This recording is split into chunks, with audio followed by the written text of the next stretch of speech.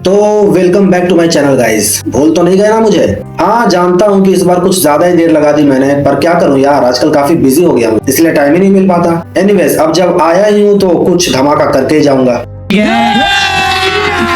अभी मजा आएगा ना भिड़ो।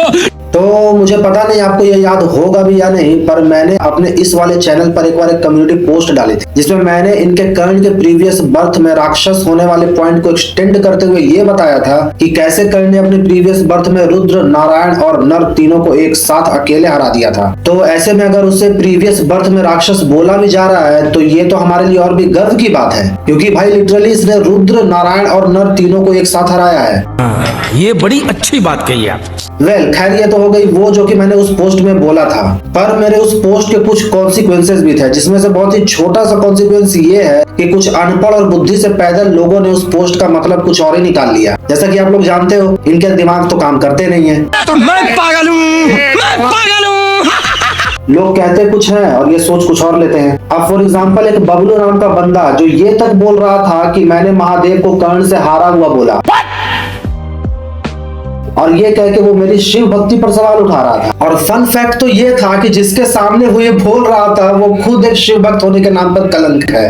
पर खैर क्या ही कर सकते हैं, हिपोक्रेसी और दोगलापन तो इनकी रगों में बहता है। हालांकि उसे भी अपनी उस स्टेटमेंट की वजह से भारी कॉन्सिक्वेंसेस का सामना करना पड़ा। तो ये सब मैं आपको इसीलिए बता रहा हूँ क्योंकि आज की ये वीडियो इसी टॉपिक पर है। आज की इस वीडियो में हम जानेंगे कर्ण के प्रीवियस बर्थ के बारे में, कि वो था भी या नहीं, और अगर था तो वो कौन था एंड उसने क्या क्या किया था, वो सब कुछ। तो चलो यार, अब बिना देर किए शुरू करते हैं।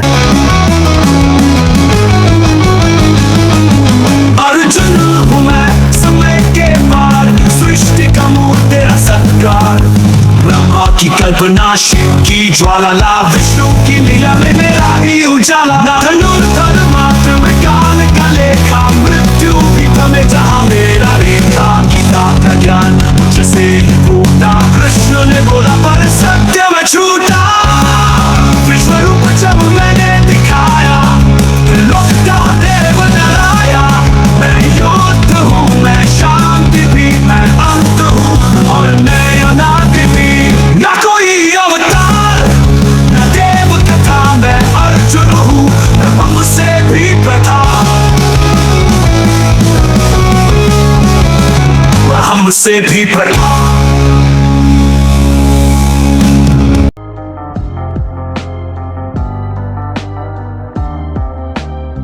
तो देखो यार, अगर हम महाभारत की ही बात करें तो उसमें हमें कहीं भी कर्ण के प्रीवियस बर्थ के बारे में नहीं बताया गया है। उल्टा उसके अकॉर्डिंग तो कर्ण का कोई प्रीवियस बर्थ था ही नहीं। क्या बात कर रहे हैं?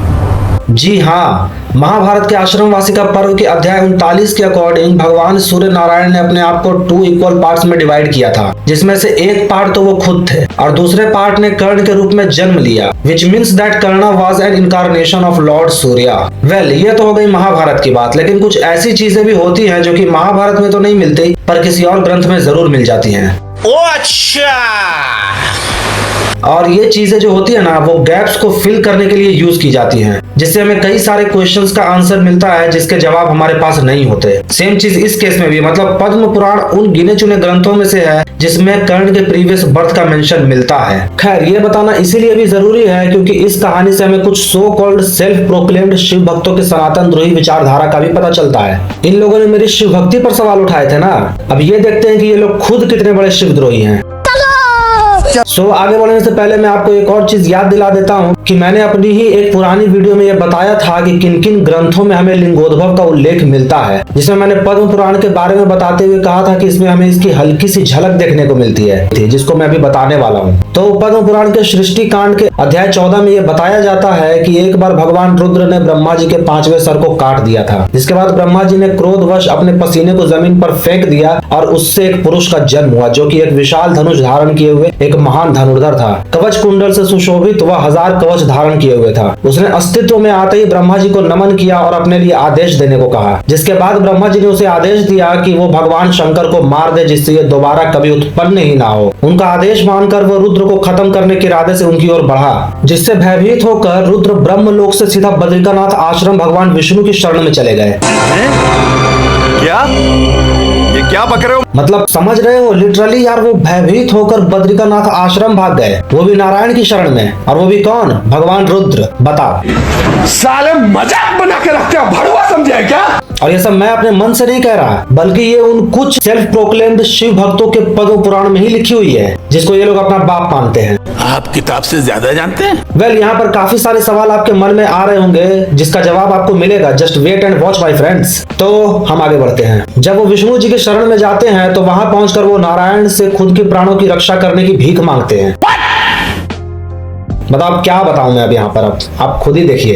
एनीवेज, ज्यादा सोचो मत, बस इनके पद्म पुराण में मेंशन इनकी शिव भक्ति देखो। तो इतना सुन के पहले तो नारायण ने अपनी एक हुंकार से उस पुरुष को बेहोश कर दिया। यहाँ मैं एक चीज बता दूं कि यहाँ पर उसका नाम एक्सप्लिसिटली तो नहीं बताया गया है, एंड चूंकि वो ब्रह्मा जी के पसीने से जन्मा था, इसलिए हम लोग उसे यहाँ पर श्वेतजा नाम से बुलाएंगे।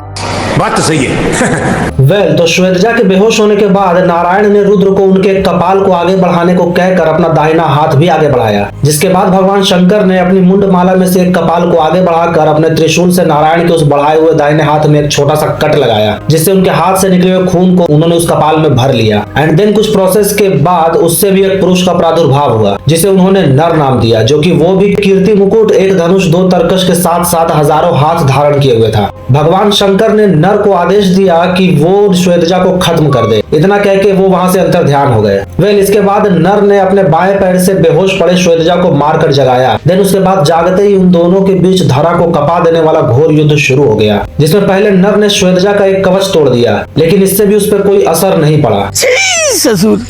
इसी तरह ये दोनों लगातार 2 सालों तक लड़ते रहे, जिसमें जब नारायण ने देखा कि उनके नर के पास अब सिर्फ 2 ही हाथ बचे हैं और श्वेतजा नर पर बुरी तरह से हावी हो रहा है, तो उन्होंने अपने कंटेस्टेंट को बचाने के लिए एक दिमाग लगाया। Because as you know, Narayan इन सब चीजों में तो माहिर है ही। तो यहाँ भी उन्होंने अपनी चाल चलते हुए ब्रह्मा जी के पास जाकर कहा कि उनके द्वारा उत्पन्न नर ने आपके श्वेतजा को मार दिया है। ये क्या हो गया? ये क्या सुन रहा हूँ मैं? जबकि इन रियलिटी हम सबको ये बात पता है कि श्वेतजा ने नर की हालत बद से बदतर कर रखी थी। ये सब बस नारायण की चाल का एक हिस्सा होता है, और उनकी ये चाल काम भी कर जाती है, क्योंकि ठीक वैसा ही होता है जैसा नारायण ने सोचा था। क्योंकि उनकी ये चाल काम कर जाती है और उनकी ये बात सुन के ब्रह्मा जी का माथा ठनक जाता है। वो परेशान हो जाते हैं और इसी हड़बड़ाहट में वो कहते हैं कि आप प्लीज मेरे श्वेतजा को बचा लीजिए, जिसपे नारायण भी थोड़ा सा प्रिटेंड करते हुए ये कहते हैं कि ठीक है, हो जाएगा, जबकि वो खुद भी वही चाहते थे। वेल, इसके बाद वो उनका युद्ध रुकवा के उन दोनों को ये कह देते हैं कि उनका ये युद्ध अब द्वापर युग में कंटिन्यू होगा। देन वे श्वेतजा और रक्तजा दोनों को रिस्पेक्टिवली सूर्यदेव और इंद्रदेव के पास लेकर जाते हैं। सूर्यदेव को उन्होंने श्वेतजा को सौंपते हुए कहा कि द्वापर में कुंती से ये उत्पन्न होगा और देवताओं का कार्य पूरा करेगा, जिसके रिप्लाई में सूर्यदेव कहते हैं कि यह महाबलवान पुत्र मेरा ही होगा और इसे संसार में कर्ण के नाम से जाना जाएगा। ऐसी कोई भी चीज नहीं होगी जिसे ये दान में ना दे सके। इसलिए महाधर्मात्मा कर्ण द्वापर युग के सबसे बड़े योद्धा होने के साथ साथ इतिहास के सबसे बड़े दानवीर भी थे। झुके रहना पड़ेगा मेरे आगे। इसके बाद वो इंद्र के हाथों रक्तजा अर्थात नर को सौंपते हुए उसका जन्म कैसे होगा वो बातें समराइज करते हैं, लेकिन इंद्र ने उसे स्वीकारने से मना कर दिया। क्या हुई? क्योंकि उनका कहना यह था कि नारायण ने इसी मानवांतर के बीते हुए 24वें युग में राम अवतार लेके सूर्य पुत्र सुग्रीव के साथ मिलकर इंद्र के ही बेटे वाली की फील्डिंग सेट कर दी थी, और अगर इस बार भी वही सेम चीज दोहराई जाएगी तो वो उसे क्यों एक्सेप्ट करें। तो उससे मेरा क्या फायदा? मुझे क्या मिल रहा है? उससे मुझे क्या फायदा हो रहा है? मुझे ये समझ नहीं आ रही। तो इंद्र के ऐसा कहने पे नारायण ने उन्हें इंश्योरिटी देते हुए ये कहा कि तुम चिंता मत करो, इस बार मैं तुम्हारे बेटे का ही साथ दूंगा और सूर्य पुत्र महाबाहु परशुराम शिष्य वैकर्तन कर्ण का वध करने में आपके बेटे की मदद करूंगा। नारायण के इन वचनों को सुनकर इंद्र के मन में आशा के लड्डू फूटने लगे और वो उनकी बात मानकर नर को लेकर चले गए। और इसके बाद की स्टोरी तो खैर हमें और आपको पता ही है कि द्वापर युग में कैसे और क्या हुआ। तो ये थी इनके प्रीवियस बर्थ की वो कहानी जो हमें पद्म पुराण में देखने को मिलती है, जिसको पढ़ के हमें कुछ बातें पता चलती है। पहली तो ये है कि अर्जुन की ना तो द्वापर युग में कर्ण के आगे कोई औकात थी और ना ही उसके प्रीवियस बर्थ में वो कर्ण के आगे कुछ था। दूसरी ये कि मतलब नारायण से पूरा आश्वासन मिलने के बाद भी इंद्र के अंदर कर्ण का ऐसा खौफ बना हुआ था कि उन्होंने इस जन्म में भी कर्ण के अगेंस्ट अनगिनत काम किए।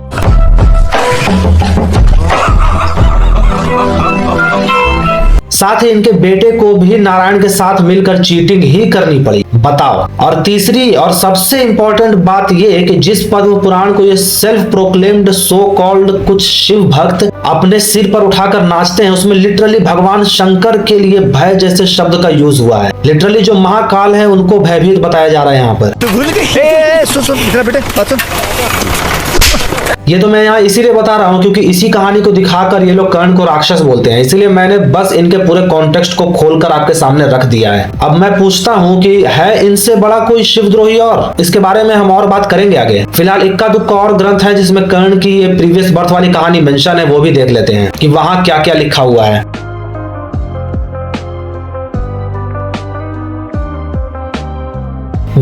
तो अब पद्म पुराण के बाद जरा वामन पुराण को भी देख लेते हैं क्योंकि ये इन कहानियों का सबसे इंपॉर्टेंट पार्ट है। बेसिकली ये कहानी इसमें थोड़ी सी अलग है। अरे कहना क्या चाहते हो? जैसे में अकॉर्डिंग टू वामन पुराण रुद्र का प्रादुर्भाव ब्रह्मा से होने के बाद इन दोनों में विवाद होता है। जैसे कि हर जगह पर नारायण और ब्रह्मा जी के बीच में विवाद होता है सुपीरियोरिटी को लेकर, जबकि यहाँ पर ब्रह्मा जी और रुद्र के बीच में ये विवाद हुआ था। तो इससे ये तो क्लियर है कि ये स्पेसिफिक इंसिडेंट नारायण की सुप्रीमेसी दिखाने के लिए डाला गया है। ये बड़ी अच्छी बात कही आप।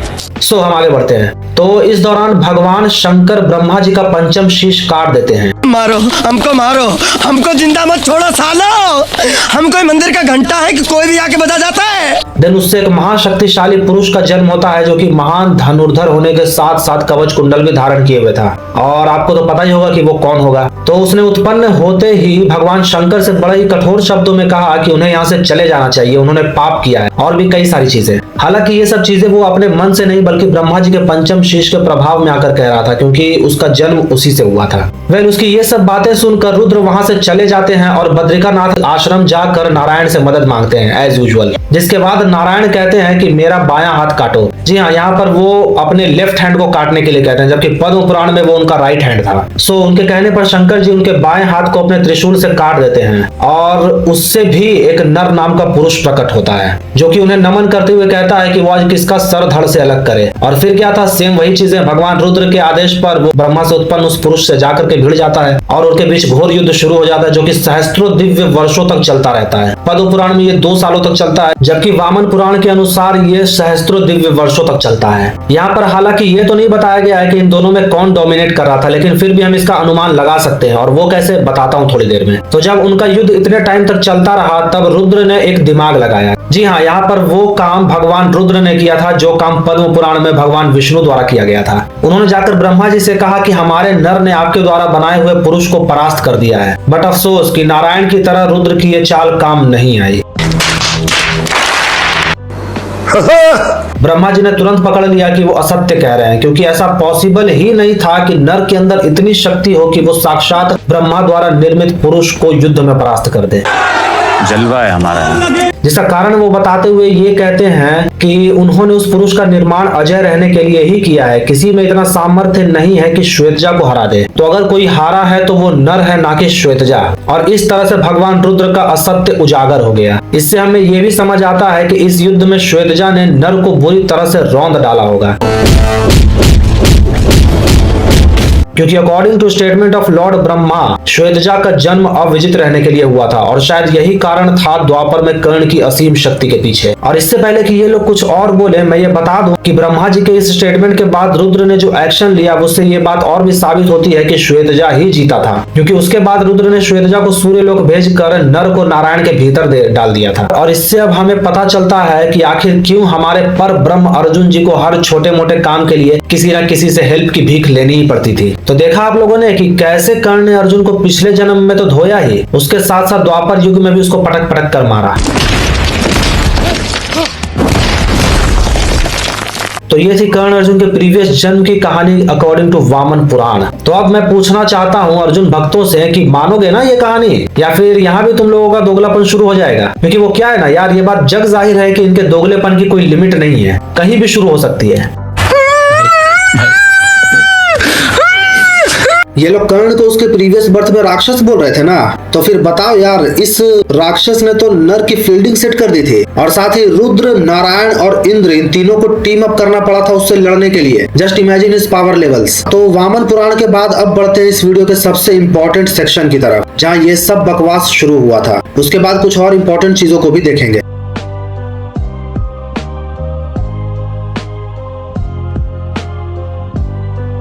हाँ, तो अब शुरू करते हैं इस वीडियो के सबसे कंट्रोवर्शियल पार्ट की, जो कि इन छक्कों के मन में हमारा खौफ ऐसे बिठाता है कि काउंटर करना तो दूर, ये बस कॉर्नर में बैठकर अपनी फ्रस्ट्रेशन निकालते रहते हैं।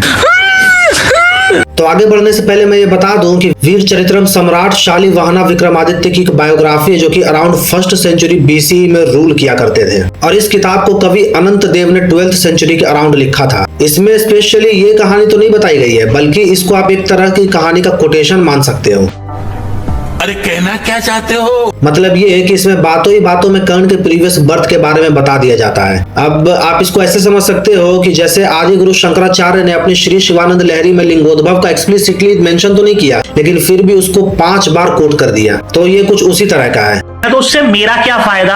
ये सब मैं आपको इसलिए बता रहा हूँ क्योंकि कुछ अकल के अंधों को जब इसका काउंटर नहीं मिला तो उन्होंने अलग अलग बहाने बनाने शुरू कर दिए कि भैया ये तो कोई शास्त्री नहीं है, हम नहीं मानेंगे, ब्ला ब्ला ब्ला। पर उन्हें कौन बताए कि एक ऐतिहासिक किताब है जो कि आजकल के कुछ सो कॉल्ड शास्त्रों से भी ज्यादा ऑथेंटिक है। तो अब इसमें ये कैसे मेंशन है हम वो जान लेते हैं। तो बेसिकली शक्ति कुमार एक क्षत्रिय राजकुमार थे जो कि शालिवाहन के लीनियज से थे, और वो क्षत्रिय धर्म को काफी ज्यादा डिवोटेड थे। वहीं बात करें शूद्रिका की, तो वो कर्ण के अवशेषों से जन्मे थे, और वो शक्ति कुमार के अगेंस्ट में युद्ध भी कर रहे थे। तो ये दोनों ऐसे युद्ध करते रहते हैं, और चूंकि शूद्रिका का जन्म कर्ण के अवशेषों से हुआ था, इसलिए उसे हराना किसी की भी बस की बात नहीं थी। झुक के रहना पड़ेगा मेरे आगे, क्योंकि मैं अपने में खुद हीरो हूँ। वहीं शक्ति कुमार अपने क्षत्रिय धर्म को लेकर बहुत ही ज्यादा डिवोटेड थे, इसीलिए वो युद्ध में लड़कर मोक्ष पाने के लिए एकदम सज्ज थे। तब शालिवाहन और मदन सुंदरी कपिला के पास जाकर के अपने बेटे की रक्षा की गुहार लगाते हैं। तब उनकी प्रार्थना पर कपिला शक्ति कुमार के पास जाते हैं और उन्हें उस युद्ध को रोक देने के लिए कहते हैं। ऐसे तो नहीं होता है। तब कपिला उन्हें कर्ण के प्रीवियस बर्थ के बारे में बताते हैं, क्योंकि उसने भी क्षत्रिय धर्म का पालन किया था, जिसमें वो इस घटना का मेंशन करते हुए कहते हैं कि एक बार भगवान रुद्र और सहस्त्र कवच के बीच युद्ध हो जाता है, जो कि ब्रह्मा जी के ब्लड से ओरिजिनेट हुआ था। और यहाँ पे मुझे ये बताने की जरूरत नहीं है कि ये कब हुआ था। तो जब इनके इस युद्ध में रुद्र सहस्त्र कवच को नहीं हरा पाते हैं, तो अपनी मदद के लिए वो नारायण को बुलाते हैं, और जब ये दोनों मिल करके भी उसे ओवर पावर नहीं कर पाए, तब उन्होंने नर को भी अपने साथ मिला लिया, और ये तीनों एक साथ मिलकर सहस्त्र कवच से युद्ध करने लगे। लेकिन ये तीनों मिल के भी उसका कुछ नहीं बिगाड़ पाए। भैया ये दीवार टूटती क्यों नहीं है? तब इन तीनों ने उससे प्रसन्न होने का प्रिटेंड करके उससे वरदान मांगने को कहा, लेकिन सहस्त्र कवच ने कहा कि वो इस युद्ध में विजयी हुआ है, तो वरदान देने का हक उसका है, इसीलिए वो तीनों उससे वरदान मांगे। तब भगवान रुद्र ने उसके वेपन से, नारायण ने उसके कवच और नर ने उसका सर वरदान में मांग लिया। मतलब ठीक वैसा ही जैसा मधु कैटब के टाइम पर हुआ था। और वरदान देने के बाद उसने कहा कि अगले जन्म में उसे ये वापस चाहिए। सो इस तरह से इन लोगों ने सहस्त्र कवच से अपना पीछा छुड़वाया।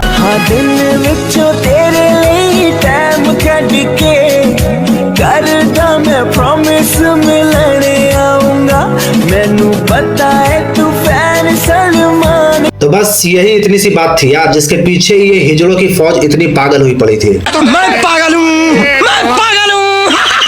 अब यहाँ पर ये एक्सप्लिसिटली मेंशन तो नहीं है कि कर्ण ने इन तीनों को हरा दिया था, पर कर्ण के स्टेटमेंट और इनके मांगे गए वरदान से यह साफ है कि इस स्टोरी में कर्ण ने ही इन तीनों को जीत लिया था। वहीं आप ये भी देखो कि जिस योद्धा को हराने के लिए 3 मोस्ट पावरफुल एंटिटीज को टीम अप करना पड़ा, वो कितना पावरफुल रहा होगा। तो अब से अगर कोई छक्कू भक्त आपको आकर के ये कहे कि कर्ण तो प्रीवियस बर्थ में एक डीमन था, ये था, वो था, तो इसके लिए उन्हें धन्यवाद कहना और इस फैक्ट को प्राउड से एक्सेप्ट करना। क्या? ये क्या बक रहे हो? और क्यों ना करें, जिसका जन्म इंटेंशनली ब्रह्मा से हुआ हो और उसको हराने के लिए रुद्र, नारायण और नर तीनों को टीम अप करना पड़े, फिर भी उसे ना हरा पाए, उसको एक्सेप्ट करने में कैसी शर्म। बात तो सही है। तो ये तो हो गई इस इंसिडेंट की बात जिसमें कर्ण के प्रीवियस बर्थ के बारे में बताया गया कि कैसे कर्ण ने अपने प्रीवियस बर्थ में अर्जुन को खूब धोया था। अब कुछ और चीजों के बारे में भी हम जान लेते हैं।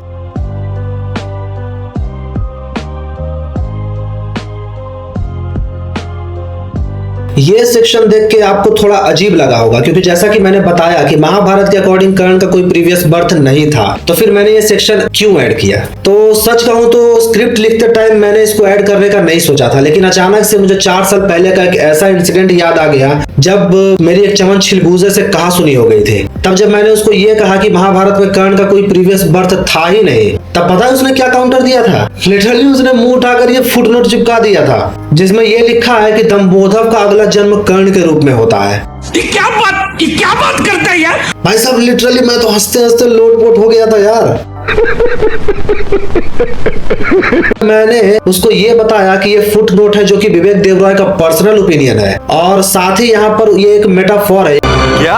यानी यहाँ पर कहने का मतलब उसकी क्वालिटीज से है। कर्ण के अंदर का एटीट्यूड और उसका कॉन्फिडेंस एकदम दम्बोधव जैसा बताया गया है उसमें, इसीलिए वहां पर ऐसा कहा गया कि जैसे दम्बोधव ही कर्ण के रूप में जन्मा हो। पर एज यूजुअल ये लोग गधे हैं, इनको कुछ समझ में नहीं आता है भाई। पर एक चीज जो कि मैं कहना चाहूंगा वो ये है कि इसी की वजह से मैंने अपना चैनल शुरू किया था। ये क्या हो गया? ये क्या सुन रहा हूँ मैं? खैर वो स्टोरी मैं कभी और सुनाऊंगा। अभी हम ये वाला पॉइंट देख लेते हैं। तो दम्बोधव का मेंशन हमें भागवतम में मिलता है। उसमें भी वो कोई राक्षस नहीं बल्कि एक क्षत्रिय किंग था जिसको अपनी पावर पे घमंड था, और उसी घमंड में वो नर नारायण से भिड़ गया था। पर ये कहीं नहीं लिखा कि उसका पुनर्जन्म कभी कर्ण के रूप में हुआ था, लेकिन उसका जो एटीट्यूड था वो ऑब्जर्व करके ही स्वर्गीय विवेक देवराय ने वहां पर ये साफ साफ बताया कि दम्बोधव से वहां उनका मतलब ऐसे व्यक्ति से जो कि कॉन्फिडेंस और एटीट्यूड से भरा हुआ हो, और उस समय वो कर्ण था वहां पर। लेकिन इतनी सिंपल सी बात भी इन गधों के पल्ले नहीं पड़ी थी, और मुझे लगता है कि आज भी नहीं पड़ेगी। अरे बाप रे, ये तो धोती खोल रहा है। खैर ये छोटा सा पॉइंट था जो कि मैंने सबसे लास्ट में ऐड कर दिया। अब बारी है कुछ ऐसे सवालों का जवाब जानने की जो आपके मन में उठा होगा। चलिए जानते हैं वो भी।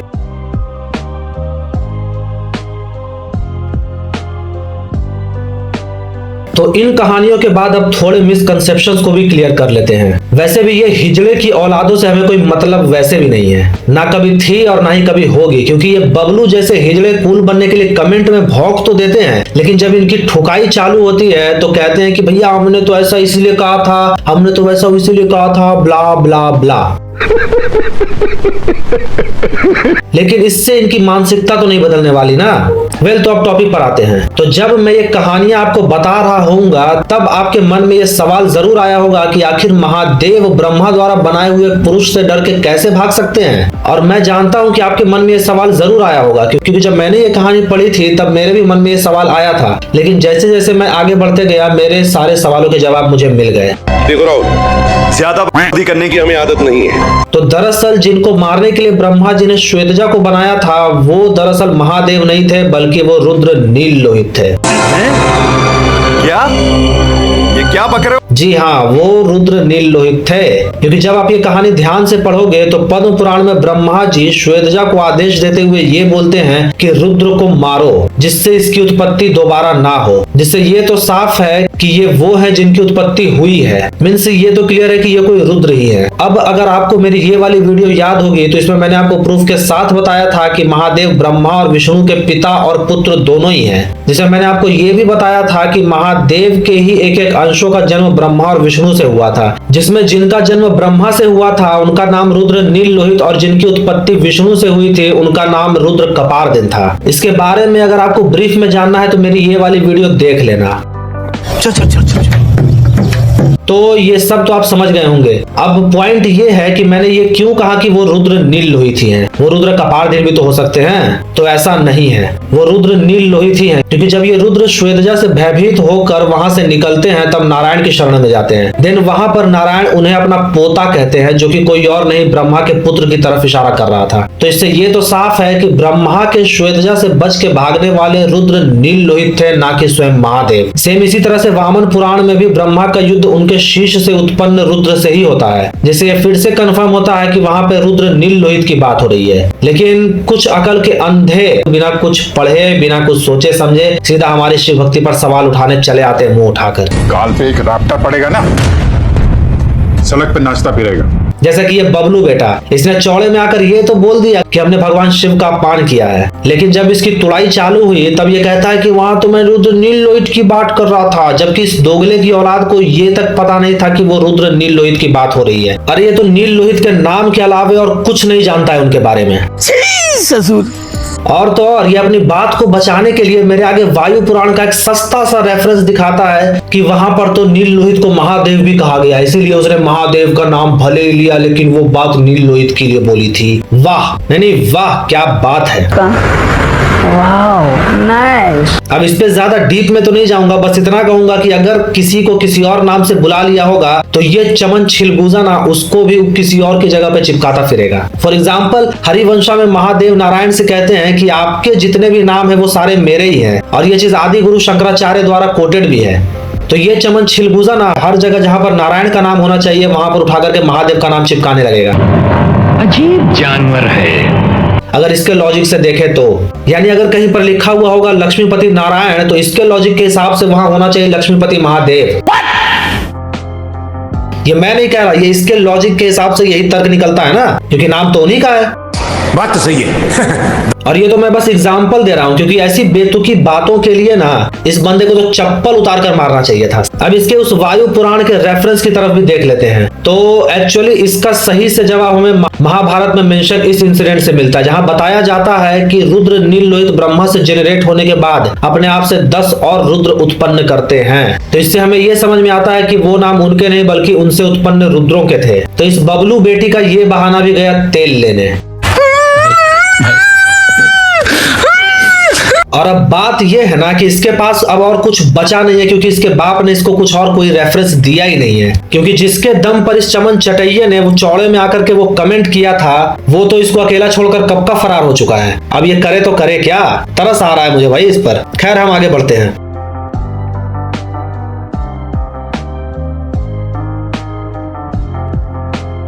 इन सब के बाद एक और चीज ये है कि भले ही वो रुद्र नील लोहित है, लेकिन ऐसा कैसे पॉसिबल है कि वो किसी से डर के भाग जाएं? क्योंकि महाभारत के अनुसार भी भगवान शिव की स्तुति करते हुए उन्हें रुद्रों में नील लोहित बताया गया है, यानी कि नील लोहित सभी रुद्रों में बेस्ट हैं। तो भला वो किसी से डर के कैसे भाग सकते हैं यार? नहीं सारुण के यहाँ कुछ तो गड़बड़ है, जरूर कोई ना कोई गड़बड़। मैं जानता हूँ कि ये कुछ सेल्फ प्रोक्लेम्ड शिव भक्त मान भी लेंगे, क्योंकि ये लोग पद्म पुराण को अपना बाप जो मानते हैं, साथ ही साथ कर्ण को राक्षस प्रूव करने के लिए ये लोग किसी भी स्टोरी को मान लेंगे, क्योंकि कर्ण के लिए इनका हेट्रेड महादेव की भक्ति से भी ज्यादा इंपॉर्टेंट है इनके लिए। पर हमारे लिए नहीं, हम इसको जरूर एक्सप्लेन करेंगे। तो बात सिंपल सी है, ये कहानियां सेक्टेरियंस वॉर्स का ही एक नतीजा है, जिसमें आप ये नोटिस करो कि इन स्टोरीज में महादेव भागते हैं और शरण में किनकी जाते हैं? नारायण के पास। अब मैं ये पूछना चाहता हूँ कि जिन रुद्र नील लोहित ने अपने एक नाखून से ब्रह्मा का पंचम शीश काट दिया था, वो भला उसी से निकले किसी पुरुष से डरकर भागेंगे? कोई सेंस है इस बात की? भाई साहब साफ साफ पता चल रहा है कि ये कहानी भले ही रियल हो, लेकिन इसमें वो महादेव के भागने वाला एंगल नारायण की सुप्रीमेसी दिखाने के लिए डाला गया है। तो हाँ, कर्ण ने अर्जुन को पिछले जन्म में और इस जन्म दोनों में धोया, लेकिन ये जो स्पेसिफिक एंगल है कि रुद्र भाग गए थे, ये बाद में ऐड किया गया है। और हाँ, मैं रुद्र के भयभीत होकर पलायन करने वाले इंसिडेंट को लेटर एडेड बोल रहा हूँ, ना कि इस पूरे सिनेरियो को ही मैं लेटर एडेड बोल रहा हूँ। तो जैसा तुम लोग दिमाग लगाते हो ना गधों वाला, वो यहाँ पर मेरे सामने मत लगा देना कि मैंने तो पहले उसको रियल बोला फिर अभी उसको फेक बोल रहा हूँ। ऐसा कुछ नहीं है, मैं सिर्फ उस एक स्पेसिफिक इंसिडेंट को फेक बोल रहा हूँ, क्योंकि इवन हिस्टोरिकल रिसर्चर्स भी ये मानते हैं कि पद्म पुराण में कई सारी चीजें बाद में ऐड करी गई है। ऑल्सो वामन पुराण के अकॉर्डिंग जब ब्रह्मा जी श्वेतजा को विजेता डिक्लेयर करते हैं, तब रुद्र श्वेतजा और नर दोनों को उठाकर फेंक देते हैं। जी हाँ, लिटरली उठा के फेंक देते हैं। अब आप ही बताओ कि ऐसे में उनके पलायन का कोई सेंस बनता है? ऐसे तो नहीं होता है। लिटरली कोई किसी को उठा करके फेंक रहा है, वो भला किसी से डर कर भागेगा? नहीं ना। एक भर का आदमी ऐसा कर कैसे सकता है? तो बस यही बात है कि कर्ण के प्रीवियस जन्म की कहानी रियल है, बट रुद्र का भागना नहीं। तो मैंने ये इसीलिए बताया कि ये लोग जो कर्ण को राक्षस बोलते हैं, उन्हें अच्छे से समझ में आ जाए कि इससे उनका ही घाटा, हमारा कुछ नहीं जाता। तो बताओ छक्कों, मानोगे ना ये कहानी? तुम लोग डिसाइड करो, तब तक हम लोग आगे बढ़ते हैं।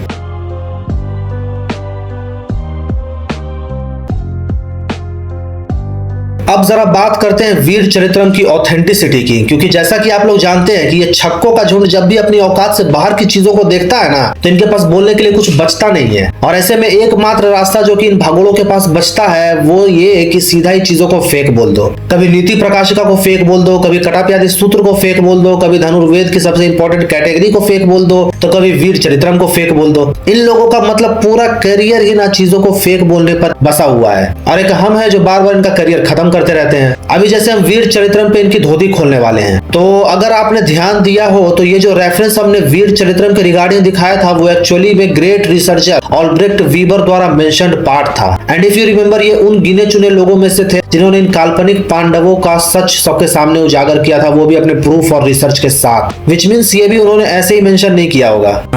ये बड़ी अच्छी बात कही आप।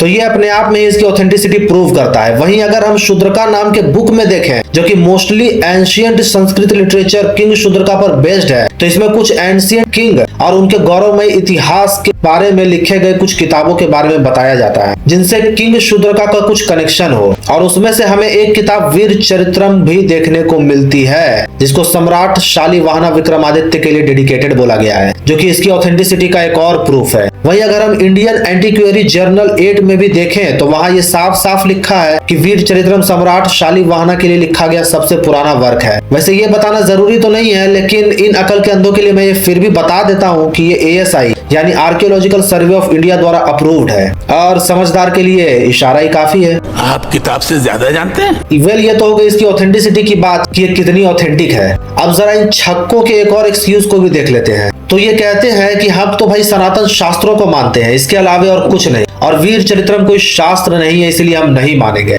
वेल, मुझे तो समझ में नहीं आता कि ये लोग ऐसी बातें बोल कैसे लेते हैं।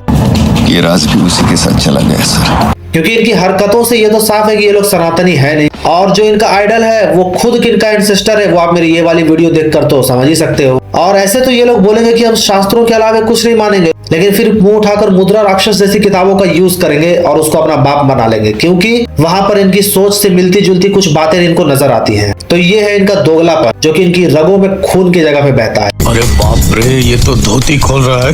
खैर, अब पॉइंट पे आते हैं। तो भले ये लोग बहाना दें कि ये शास्त्र नहीं है, नहीं मानेंगे, बट अगर एक सेकंड के लिए इनकी बात मान भी लें तो ये एक हिस्टोरिकल बायोग्राफी है जिसकी ऑथेंटिसिटी प्रूव हो चुकी है। एंड स्टिल एटलीस्ट ये काव्य तो है ही, क्योंकि ये सम्राट शालिवाहन की बायोग्राफी है। और 9th सेंचुरी के आचार्य राजशेखरा के काव्य मीमांसा के अनुसार काव्य दो तरह के होते हैं। एक पूरा कल्पिक काव्य, जो कि बेसिकली मल्टी सेंटर्ड काव्य होता है, इसमें एक से ज्यादा सेंट्रल कैरेक्टर होते हैं जस्ट लाइक महाभारत। दूसरा होता है परिक्रिया काव्य, जिसमें से एक ही सेंट्रल कैरेक्टर होता है, यानी सिंगल सेंटर्ड लाइक रामायण। तो इससे ये भी समझ आता है कि वीर चरित्रम एक परिक्रिया काव्य है, क्योंकि ऑफ कोर्स इसकी कहानी शालिवाहन के इर्द गिर्द ही घूमती है। अब जब ये परिक्रिया काव्य प्रूव हो गया है तो मैं ये बता दूं कि नॉलेज 2 टाइप्स के होते हैं। पहला शास्त्र और दूसरा काव्य। मीन्स ज्ञान के लिए हम काव्य का इस्तेमाल कर सकते हैं, और ये चीज भी आचार्य राजशेखरा के काव्य मीमांसा में ही लिखी हुई है, विच मीन्स कि अगर ये शास्त्र सम्मत है तो बिल्कुल एक्सेप्टेबल है, और ये तो डायरेक्टली वामन पुराण और पद्म पुराण की स्टोरी को समराइज करता है भाई। तो बिल्कुल ये शास्त्र सम्मत हुआ, तो क्यों ना करें हम इसको एक्सेप्ट। इसके अलावा आचार्य त्र्यंबक राय ने अपने वाल्मीकि रामायण के भाष्य में साफ साफ बताया है कि काव्य शास्त्र भी धर्म शास्त्रों की गिनती में ही आते हैं, विच मीन्स कि वीर चरित्रम भी एक वैलिड धर्म शास्त्र है जिसको कोई नकार नहीं सकता। इवन उन्होंने महान कवि कालिदास के काव्यों को भी सीधा स्मृति कह के बुलाया है, और इसके लिए उन्होंने स्पेशली कालिदास द्वारा रचित रघुवंशम को भी कोट करते हुए ये बातें बोली हैं। और यहाँ तक कि महान मीमांसक कुमारिल भट्ट ने भी अपने तंत्रवत्रिका में कालिदास के काव्य साहित्यों को कोट करते हुए उसे भी स्मृति ही कहा है। तो लो भाई, इनका ये एक्सक्यूज भी खत्म हो गया कि वीर चरित्रम कोई शास्त्र नहीं है, साले कुत्तों की जिंदगी। और साथ में हमने ये भी जाना कि सूर्यपुत्र महारथी वैकर्तन कर्ण का अगर कोई पिछला जन्म रहा भी होगा तो वो भी उतना ही गौरवशाली रहा होगा, जिसके लिए भगवान नील लोहित नारायण और नर तीनों को एक साथ आना पड़ा था। तो अब अगली बार से कोई आपको आकर ये बोले कि कर्ण कोई राक्षस था पिछले जन्म में, तो उससे तो सबसे पहले सीधा सीधा ये पूछ लेना कि यहाँ पर राक्षस कहाँ लिखा है, और बाकी की उसकी प्रीवियस बर्थ की स्टोरीज को गर्व से लेना। तुम बहुत मस्त काम करते हो मकसूद भाई। तो उम्मीद करता हूँ कि आपको ये सब कुछ समझ में आ गया होगा कि कर्ण अपने प्रीवियस बर्थ में क्या था, उसने क्या क्या किया था, और उसके बारे में हमने सब कुछ क्लियर कर लिया है। तो बस यार, आज के लिए इतना ही। मिलते हैं ऐसी किसी और वीडियो में, तब तक के लिए हर हर महादेव, नमः पार्वती, पताय शिव शिव।